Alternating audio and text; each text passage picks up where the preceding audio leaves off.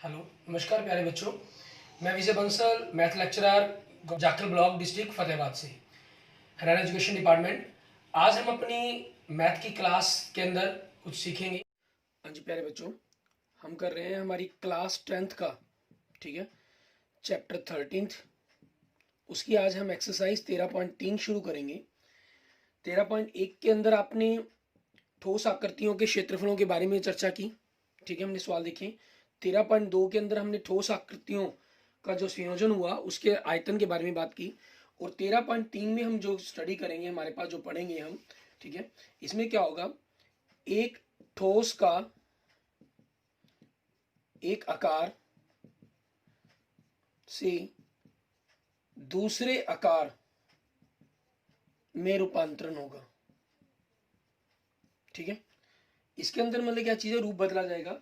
मान लीजिए अगर हमें कहा जाए कि एक मार्कर, ये आपका डस्टर है, उस डस्टर की सारी लकड़ी को तोड़कर, ठीक है, या छोटे पीस करके उससे एक नया मार्कर बनाया गया, ठीक है, जो मतलब घनाभ था, घनाभ से बेलन बनाया गया, ठीक है, एक प्रकार से। तो क्या होगा, क्योंकि इसकी जो लकड़ी है, ठीक है, जो इसके अंदर लकड़ी लगी हुई है, उस लकड़ी से ये मार्कर बनाया गया है। तो मीन्स लगी हुई लकड़ी और मार्कर में लगी लकड़ी दोनों क्या घनाभ में या डस्टर में कहीं लगी लकड़ी या घनाभ में लगी लकड़ी का जो आयतन होगा वो आपस में बराबर होगा, ठीक है। क्योंकि लकड़ी बराबर होगी तो मतलब लकड़ी की मात्रा बराबर, कहीं लकड़ी की मात्रा से मतलब है उसके आयतन से, ठीक है। तो इसमें ऐसी चीजों में क्या रहेगा, हमेशा एक आकृति का आयतन दूसरी आकृति के आयतन के बराबर रहेगा। यहाँ आपको स्पेशल लिखा गया था कि आपने क्षेत्रफल ज्ञात करना है। 13.2 में मेंशन किया गया था आपको आयतन ज्ञात करना है।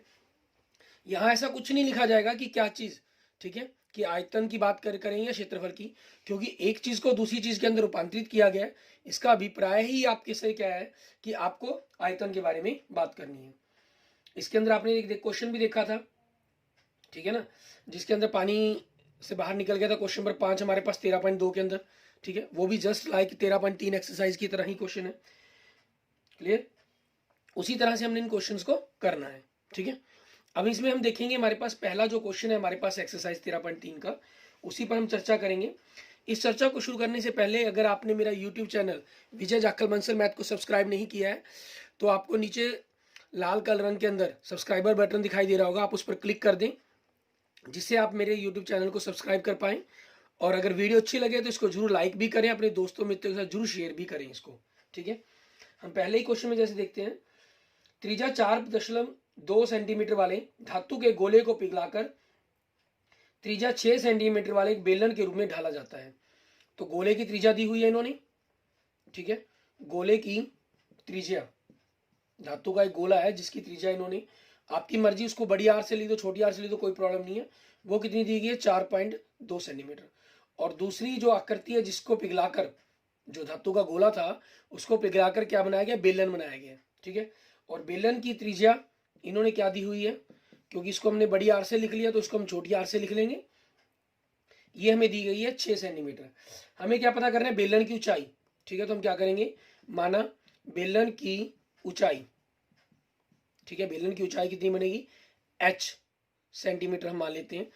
तो आपके पास क्या रहेगा, क्योंकि गोले को पिघलाकर बेलन बनाया गया है तो गोले का आयतन और बेलन का आयतन आपस में बराबर होगा। मतलब बेलन का आयतन, ठीक है, बराबर में गोले का आयतन, ये रहेगा हमारे पास। और बेलन के आयतन का फॉर्मूला क्या होता है, हम जानते हैं, पाई, त्रिज्या आर है तो आर की घात 2 छोटी आर है गुना मैच। और गोले का फॉर्मूला क्या होता है, 4/3 पाई, त्रिज्या के लिए क्या बड़ी आर शब्द प्रयोग कर रहे हैं तो बड़ी आर का क्यूब हमारे पास, ठीक है। अब क्योंकि दोनों तरफ बराबर है, पाई और पाई आपके पास ये हमेशा क्या हो जाएंगे, कट जाएंगे दोनों तरफ अगर पाई हमारे पास हो। इन सभी क्वेश्चनों में एक सबसे बड़ी खासियत रहेगी कि पाई का मान भरने की जरूरत ही नहीं पड़ेगी, हमें वापस वैसे ही वो कैंसिल हो जाएगी। आर आपको कितनी देगी है, 6 गुना में 6 h 4/3, और आपके पास आर 4.2 है तो इसको 42/10 गुना में 42/10 गुना में 42/10 कर लेंगे हम, ठीक है। तो उसके बाद हमारी ऊंचाई h वो क्या हो जाएगी, आपके पास उस तरफ है 4/3 गुना में 42/10 गुना में 42/10 गुना में 42/10 गुना में ये दो 6 है आपके पास, दूसरी तरफ जाके नीचे चले जाएंगे ये 6 गुना में 6, ठीक है। तो यहाँ से देखें 14 तिये 42, 3 पे कट गया, 6 सते 42 और 6 सते 42, ठीक है, आपके पास ये आ गया। अब नीचे 10 से आपके पास 2 2 कट सकता है, ठीक है, लेकिन दशमलव तो कटेगा नहीं, तो इस चीज के कारण हम क्या करेंगे, इनकी गुना ही करेंगे हमारे पास। अब गुना करें, 7 7 49, ठीक है, 49 को हमने 14 14 2 गुना 7 होता है, 7 से गुना कर दे 343 बनता, और 343 को 4 दूनी 8, 343 को आप 8 से गुना करेंगे तो कितना हो जाएगा 2744, ठीक है, 2744 बटा में आपके पास 10 गुना 10 गुना 10 है तो 1000 हो गया, तो बराबर में कितना आ गया आपके पास 2.744 सेंटीमीटर, ठीक है, ये आपके पास आपकी बेलन की ऊंचाई आ गई। क्लियर, ये हमारे पास हमारे क्वेश्चन का आंसर बन जाएगा, ठीक है। आगे देखते हैं हमारे पास, ऐसे ही हमारे पास नेक्स्ट क्वेश्चन, क्वेश्चन नंबर 2, उसके अंदर हमें क्या कह रहा है करने के लिए। क्वेश्चन नंबर 2 में देखें के अंदर क्रमशः 6 सेंटीमीटर 8 सेंटीमीटर 10 सेंटीमीटर त्रिज्या वाले धातु के 3 ठोस गोलों को पिघलाकर एक बड़ा ठोस गोला बनाया जाता है, इस गोले की त्रिज्या ज्ञात कीजिए, ठीक है। हमें बड़े गोले की त्रिज्या ज्ञात करनी है, तो हम मानते हैं माना बड़े ठोस गोले की त्रिज्या,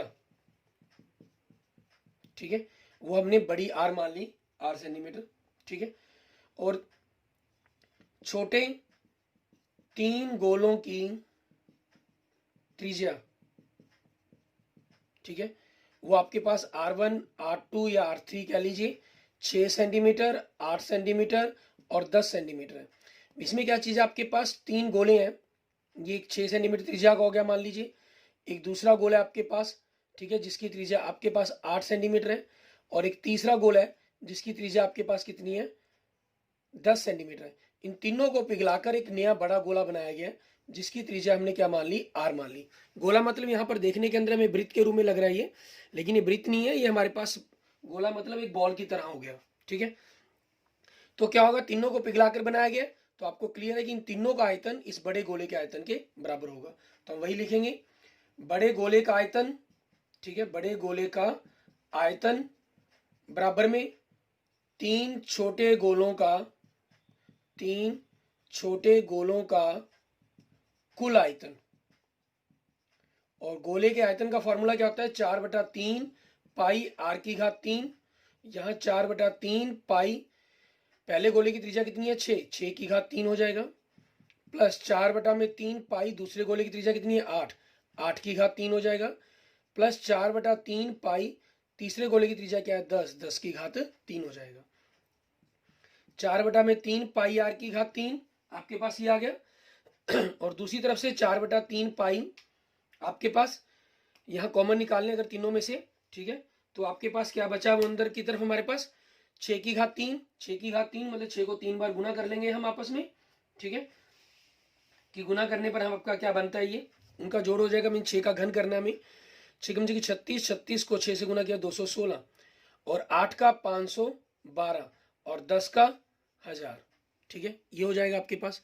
और इधर 4/3 से 4/3 कट गया, पाई से पाई कट गया, मीन्स आर की घात 3 बराबर में अगर हम इनको जोड़ते हैं तो 1728 बन जाएगा, ठीक है, और 1728 क्या होता है 12 का घन होता है, क्योंकि आर की घात 3 लगा हुआ है, ठीक है। तो बड़े गोले की त्रिज्या क्या बन गई आपकी, मीन्स बड़े गोले की त्रिज्या, ठीक है, जिसको हम बड़ी आर से लिखेंगे वो कितनी हो जाएगी 12 सेंटीमीटर। क्लियर, इस तरीके से हमारे पास हमारे क्वेश्चन नंबर 2 का आंसर आ जाएगा। ऐसे ही हम देखेंगे हमारे पास हमारा नेक्स्ट क्वेश्चन, क्वेश्चन नंबर 3, उसमें हमें क्या कह रहा है ये इसमें कह रहा है व्यास 7 सेंटीमीटर 7 मीटर वाला और 20 मीटर गहराई वाला एक कुआं खोदा जाता है, और क्योंकि त्रिज्या, ठीक है, त्रिज्या का और गहराई दी गई है हमें, तो मतलब वो आपके पास क्या होगा बेलन के रूप का हो गया, ठीक है, एक कुआं खोदा गया इन्होंने कहा, और खोदने से निकाली गई मिट्टी को समान रूप से फैलाकर एक चबूतरा मतलब 22 मीटर और 14 मीटर, तो एक प्रकार से आप यूं कह सकते हैं कि जो चबूतरा बनाया गया वो आपके घनाभ के आकार का बनाया गया, ठीक है, इस तरीके से जिसकी लंबाई 22 मीटर और चौड़ाई 14 मीटर दी गई है, ऊंचाई हमने h मीटर मान लेते हैं, ठीक है। और आपके पास यहाँ जो इसकी त्रिज्या दी गई है बड़ी r, ठीक है, व्यास दिया गया, सॉरी मीन्स यहाँ से लेकर त्रिज्या नहीं दी गई आपको, व्यास दिया गया 7 मीटर, और ऊंचाई इसको बड़ी h से अगर हम लिख लेते हैं तो वो कितनी दी गई है, 20 मीटर दी गई है। गहराई कह लें, क्योंकि कुएं का ऊपर से देखेंगे आप तो आपके लिए वो गहराई होगी जो एक ऊंचाई की तरह ही काम करेगी। तो यहाँ आपके पास क्वेश्चन नंबर 3 में क्या कहा इन्होंने, कुएं की गहराई, मतलब एक प्रकार से आपके लिए ऊंचाई की बात की गई है, वो कितनी है आपके लिए, बड़ी h से लिखा हमने 20 मीटर, ठीक है। और कुएं का व्यास हमें दिया गया 14 मीटर, सॉरी 7 मीटर, और कुएं की त्रिज्या इसको हम बड़ी आर से ही लिख लेते हैं 7/2 मीटर, हमारे पास व्यास का आधा कर देंगे हम, ठीक है। और चबूतरे की लंबाई दी है इन्होंने, ठीक है, एल से लिख लें हम, वो कितनी होगी 22 मीटर दी है इन्होंने। चबूतरे की चौड़ाई दी है, उसको बी से लिख लेंगे, वो 14 मीटर दी गई है। और चबूतरे की ऊंचाई, ठीक है, हम h मीटर मान लेंगे, h मीटर माना। तो जो कुएं खोदा हमने, उस सारी जितनी भी मिट्टी वहां से निकली उससे ये चबूतरा बनाया गया, एक अलग चबूतरा, ठीक है। तो चबूतरे पर जो लगी मिट्टी का आयतन और आपके पास कुएं से निकाली गई मिट्टी का आयतन, वो दोनों आपस में बराबर होंगे। तो आप लिख सकते हैं, चाहे चबूतरे का आयतन लिख दें या चबूतरे में लगी मिट्टी कह दें, ठीक है। चबूतरे में लगी मिट्टी का आयतन बराबर में कुएं से निकाली गई मिट्टी का आयतन, ठीक है। ये दोनों आपके पास क्या होंगे, बराबर होंगे, क्योंकि चबूतरा आपके पास एक घनाभ के कारक है, तो लंबाई गुना चौड़ाई गुना ऊंचाई, और जो कुआं है वो आपके पास एक बेलन के आकार का बनेगा, तो पाई r⁴ h बनेगा। यहाँ दोनों तरफ पाई नहीं है इसलिए पाई तो कट नहीं सकती, ठीक है। हम मान भर देंगे, l आपका 22, b आपका 14, h का हमें मान निकालना है, पाई का मान 22/7, त्रिज्या आपकी 7/2 गुना 7/2 है, ठीक है, और ऊंचाई आपके पास 20 है। क्लियर। अब हमें h निकालनी है, ऊंचाई h बराबर में 22/7 गुना में 7/2 गुना में 7/2 गुना में 20 बटा, ये 22 और 14 दूसरी तरफ जाकर आपके नीचे लिखे जाएंगे, ठीक है। अब आपस में इनको हम काटेंगे, जो भी आपस में ये कट सकते हैं हमारे पास, ठीक है। कटने पर देखेंगे कि क्या बनता है आपके पास। देखिए 22 से 22 कट रहा है आपका, ठीक है, 7 से 7 कट रहा है आपके पास, ठीक है, और 7 एकम 7, 7 दूनी 14, 2 पे कट गया आपके पास, ठीक है, और 2 से आगे 2 एकम 2, 10 पे कट गया, ठीक है, और फिर 10 भी आगे कट रहा है हमारे पास, 2 एकम 2, 2 पंजे 10, ठीक है। तो मतलब ऊंचाई आपके पास कितनी आ रही है, ऊंचाई h 5/2 बचा, मतलब 2.5 मीटर, ठीक है। ये आपके पास आपका क्वेश्चन का आंसर बन रहा है, ठीक है। इस प्रकार से हमारी ये चबूतरे की ऊंचाई होगी। आगे देखेंगे हमारे पास नेक्स्ट क्वेश्चन, ऐसा ही कुएं से निकाली गई मिट्टी के आयतन की बात की गई है उसके अंदर भी, ठीक है। उसमें क्या कह रहे हैं हमें वो देखते हैं।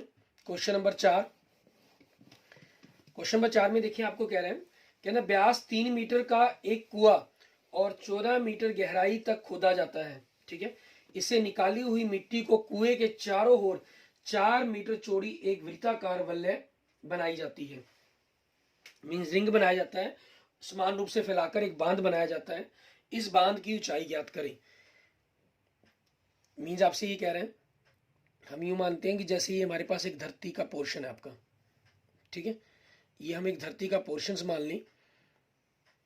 उसमें क्या कहा इन्होंने, कुआं खोद दिया, यहाँ पर आप यहाँ से खड़े हैं, ठीक है, एक कुआं खोद दिया गया, और खोदने पर आपके पास वो क्या है, नीचे की तरफ से तो मिट्टी वाला पोर्शन दिखाई दे रहा सारा का सारा, ठीक है, ऊपर से आपके लिए एक प्रकार से टोटली खाली पोर्शन हो गया, ठीक है।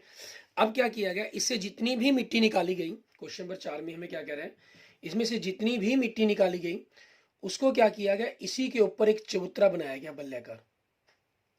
ठीक है, अब उस चबूतरे की ऊंचाई आपको पता करनी कि कितनी हुई होगी, क्योंकि कुएं आपके पास, ये कुएं के ऊपर लगी हुई मिट्टी तो हमारे पास मतलब कि मिट्टी लगाई नहीं जाएगी।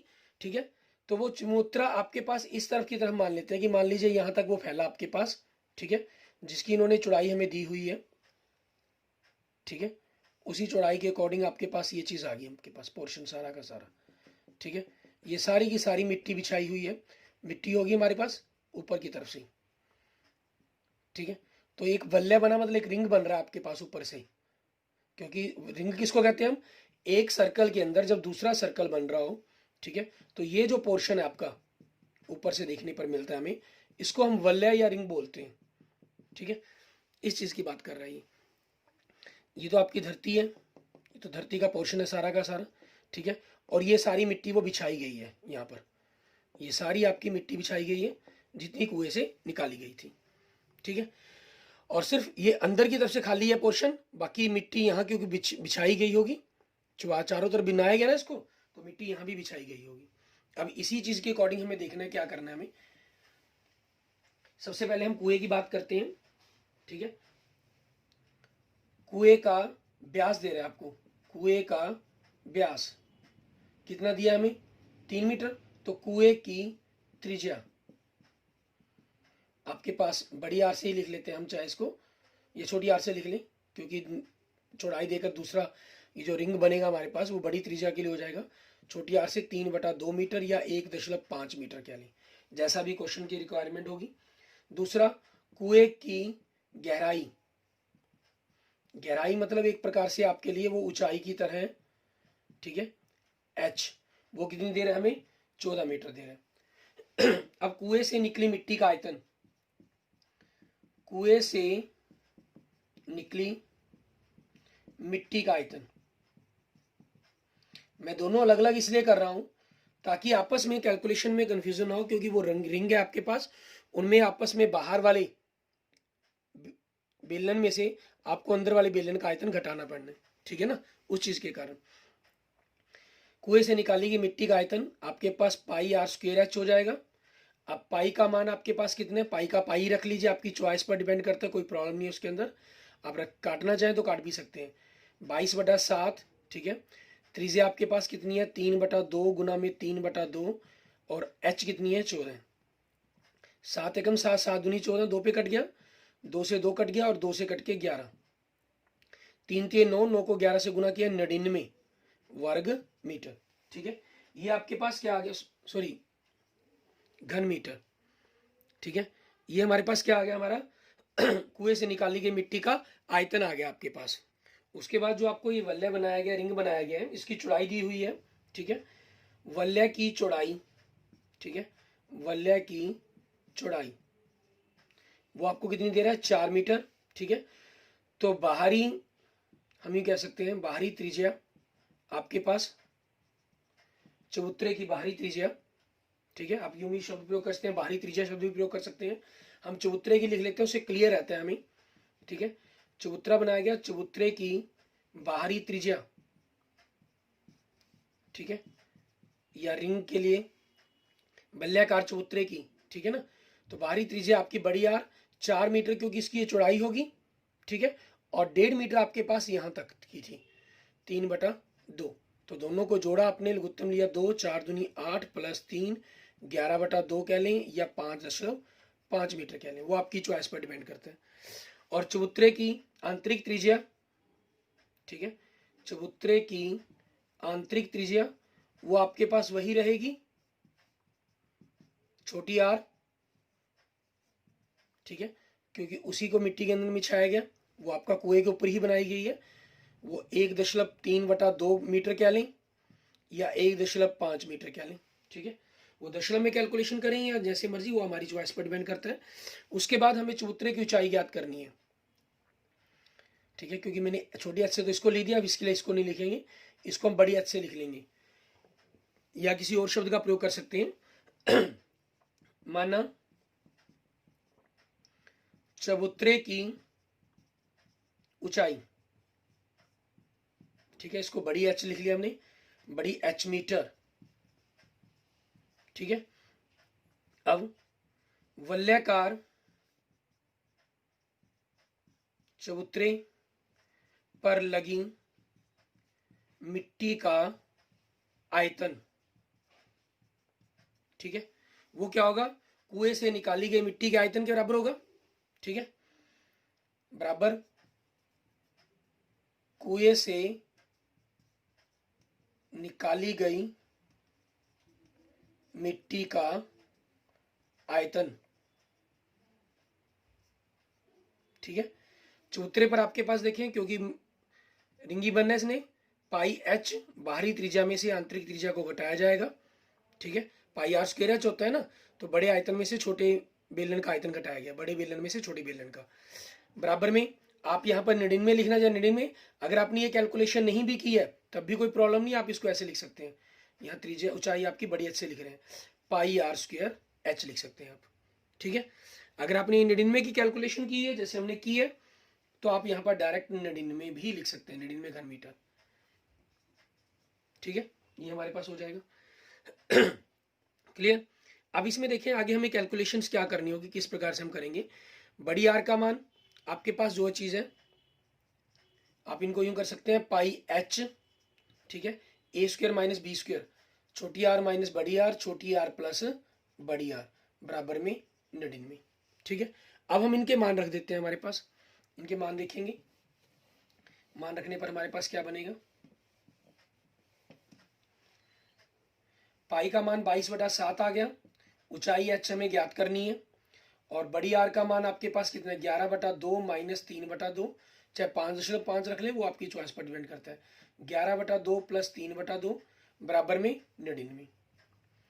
तो आगे कैलकुलेशंस करें, 22/7 आपकी गुना में एच, क्योंकि हर आपका बराबर है तो 11 में से 3 घटा दें, सीधा 8/2, और 11 में 3 जोड़कर 14/2 बराबर में 99, ठीक है। अब इनकी कैलकुलेशंस करें, 7 दूनी 14, 2 पे कट गया, 2 से 2 कट गया आपके पास, ठीक है, और 2 एकम 2, 11 दूनी 22, 11 पे कट गया, तो एच आपके पास कितना आ जाएगा, 99 गुना बटा में, क्योंकि दूसरी तरफ ऊपर जाने में तो कुछ नहीं है ना, 11 गुना में 8, 11 से कटेगा, 11 कम 11, 11 9 99, 9/8, 9 को हम 8 से भाग करेंगे तो 1.125 आ जाएगा, ठीक है, मीटर। मतलब आपके पास चबूतरे की, ठीक है, मतलब चबूतरे की ऊंचाई h 1.125 मीटर, ये आपके पास आपके क्वेश्चंस का आंसर बन जाएगा हमारे पास। ठीक है, क्वेश्चन नंबर 4 का। क्लियर, ठीक है। ऐसे ही हम देखते हैं हमारे पास हमारा आगे नेक्स्ट क्वेश्चन देखिए हम, क्वेश्चन नंबर 5, उसमें हमें क्या करने के लिए कहा गया। क्वेश्चन नंबर 5 के अंदर आप देखेंगे हमें कह रहे हैं कि व्यास 12 सेंटीमीटर ऊंचाई 15 सेंटीमीटर वाले एक लंब वृत्तीय बेलन के आकार का बर्तन आइसक्रीम से भरा हुआ है। ठीक है, बेलन के आकार का आइसक्रीम से भरा हुआ बर्तन है आपका। तो क्वेश्चन नंबर 5 में देखें, बेलन के आकार का, बेलन के आकार के बर्तन का व्यास कितना दिया हुआ है, इन्होंने 12 सेंटीमीटर दिया हुआ है। तो बेलन के आकार के बर्तन की त्रिज्या, ठीक है, मान लीजिए बड़ी आर से लिख लेता हूं, 12/2 बराबर में 6 सेंटीमीटर होगी। और बेलन के आकार के बर्तन की ऊंचाई, ठीक है, बड़ी एच से ही लिख लें, वो कितनी दी हुई है, 15 सेंटीमीटर। आगे क्या कहा, इस आइसक्रीम को ऊंचाई 12 सेंटीमीटर और व्यास 6 सेंटीमीटर वाले शंकुओं में भरा जाना है, जिनके ऊपर एक अर्ध सिराकार ऊपरी सिरा अर्ध गोलाकार होगा। मीन्स आपके पास एक बेलनाकार डिब्बा है जो आइसक्रीम से भरा हुआ है। ठीक है, अब इस आइसक्रीम को निकालकर, जैसे हम विवाह शादियों में जाते हैं, ठीक है, उनके पास घनावाकार होते हैं, तो यहाँ पर के बेलनाकार की बात की गई है। आइसक्रीम्स के कौन बनाए जा रहे हैं, हम मार्केट में जाते हैं तो मिक्स आइसक्रीम खरीदते हैं उसी टाइप के अंदर, और ऊपर से अर्ध गोलाकार इस प्रकार से बना हुआ है। ठीक है, तो ये पूछ रहा है कि इसमें से आइसक्रीम को निकालकर ऐसे कितने कोन बनाए जा सकते हैं। तो हम क्या करेंगे, यहाँ पर जो बेलन का आयतन है, ठीक है, मीन्स बेलन के अंदर जो आइसक्रीम है, एक शंकु और उसके ऊपर अर्धगोले दोनों को मिलाकर जो आइसक्रीम बनेगी वो आपके पास इस पूरे आयतन को हम इस पूरे आयतन से भाग कर देंगे तो हमारे पास हमारी संख्या आ जाएगी। ठीक है, अब वही चीज हम करेंगे हमारे पास। ठीक है, बेलन के आकार के बर्तन में आइसक्रीम का आयतन क्या बना हमारे पास, पाई आर की घात 2h। पाई को पाई रख लें, आपकी चॉइस पर डिपेंड करता है। ठीक है, क्योंकि लास्ट में कट ही जाना है इसने। 6 गुना में 6, त्रिज्या गुना में 15। ठीक है, छिकम छिकी 36, 36 को 15 से गुना किया 540 पाई घन सेंटीमीटर। ठीक है, उसके बाद हमारे पास शंकु की बात कर रहे हैं। ठीक है, शंकु की त्रिज्या दी हुई है इन्होंने। ठीक है, शंकु की ऊंचाई, शंकु की ऊंचाई छोटी h से लिखा इसको, कितनी दी गई, 12 सेंटीमीटर। और शंकु का व्यास दिया गया, शंकु का व्यास। ठीक है, शंकु का व्यास हमें कितना दे रहा है, 6 सेंटीमीटर। तो शंकु की त्रिज्या, ठीक है, छोटी आर से मतलब 6/2 3 सेंटीमीटर हो जाएगी। और आपके पास जो उसके ऊपर अर्धगोला रखा गया वो उसी बराबर रखा जाएगा। ठीक है, आप जानते हैं आइसक्रीम में देखते भी हैं आप, अर्धगोले की त्रिज्या, ठीक है, वो भी हमारे पास आर के बराबर आ जाएगी 3 सेंटीमीटर। ठीक है, ये आ गई हमारे पास। तो अब हमारे पास क्या करेंगे हम, शंकु, ठीक है, शंकु प्लस अर्धगोले का, ठीक है, शंकु प्लस अर्धगोले का कुल आयतन कितना बनेगा हमारे पास, हमें वो ज्ञात करना होगा। शंकु प्लस अर्धगोले का आयतन ज्ञात करना होगा। और शंकु का फॉर्मूला क्या होता है हमारे पास, 1/3 पाई आर स्क्वायर एच। और अर्धगोले का क्या होगा, 2/3 पाई आर क्यूब। क्योंकि पाई का मान तो हमने पाई रखना ही है, इसलिए पाई को हम एज इट रखेंगे। आगे इनकी कैलकुलेशंस करते हैं। 1/3 पाई, त्रिज्या कितनी है, 3 गुना 3 गुना 12 प्लस 2/3 गुना, पाई को पाई रखा, त्रिज्या कितनी है हमारी, 3 गुना 3 गुना 3 बराबर में 3 से 3 कट गया, इधर भी 3 से 3 कट गया, 12 3 36 पाई। ठीक है, प्लस 3 3 9, 9 दूनी 18 पाई, दोनों को हमने जोड़ दिया, कितना आ गया, 54 पाई घन सेंटीमीटर। ये हमारे पास आ गया। ठीक है, ये हमारे पास क्या आ गया, एक शंकु के अंदर जितनी भी अर्धगोले को मिलाकर आपकी आइसक्रीम लगेगी उसकी मात्रा आ गई हमारे पास। ठीक है, अब हम क्या करेंगे, हमारे पास इसके अंदर आगे हमें, क्योंकि क्या पता इन्होंने कहा करने के लिए, हमें संख्या पता करने के लिए कहा था कि उन शंकुओं की संख्या ज्ञात कीजिए जो इस आइसक्रीम से भरे होंगे। ठीक है, मीन शंकुओं की संख्या, शंकुओं के, क्योंकि शंकु के ऊपर अर्धगोला लगा हुआ है तो यहाँ आप शंकुओं की संख्या ही लिख सकते हैं इसको चाहे। ठीक है ना, कोई प्रॉब्लम नहीं है। शंकुओं की संख्या या शंकुओं सहित अर्धगोले सहित शंकुओं की संख्या आप ऐसा भी लिख सकते हैं। ठीक है ना, पूरी आइसक्रीम थी आपके पास 540 पाई और एक आइसक्रीम कोन पर लगा 54 पाई। पाई से पाई कट गया आपके पास, ये इससे कट के हमारे पास कितना हो जाएगा, 10। ठीक है, तो आंसर क्या बन गया आपके पास, 10 आइसक्रीम्स। ठीक है, उससे आपके 10 आइसक्रीम के कोन भरे जा सकते हैं। Clear, okay okay, thank you student, thank you friends. अगर आपको मेरी वीडियो अच्छी लगी है तो इसको लाइक करें, अपने दोस्तों मित्रों के साथ इसको जरूर शेयर करें। ठीक है, और किसी भी प्रकार की प्रॉब्लम के लिए आप मुझे मैसेज कर सकते हैं, मुझे कमेंट कर सकते हैं। ठीक है, okay, thank you student, thank you friends.